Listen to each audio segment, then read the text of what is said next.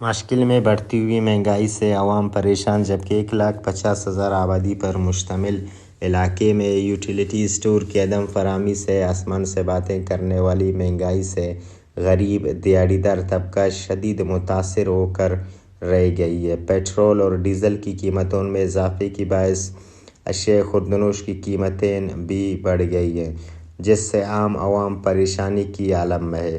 آئے روز چینی، آٹا، گوشت، دال، سبزی وغیرہ کی قیمتیں بڑھنے سے دیہڑی دار طبقے کا قوت خرید جواب دے بیٹھا۔ آج کل آسمان سے باتیں کرنے والی مہنگائی کو کنٹرول کرنے کے حوالے سے اگر یوٹیلیٹی اسٹور کا قیام عمل میں ہوتا تو یقینی طور پر لوگوں کو تھوڑی بہت ریلیف مل سکتی۔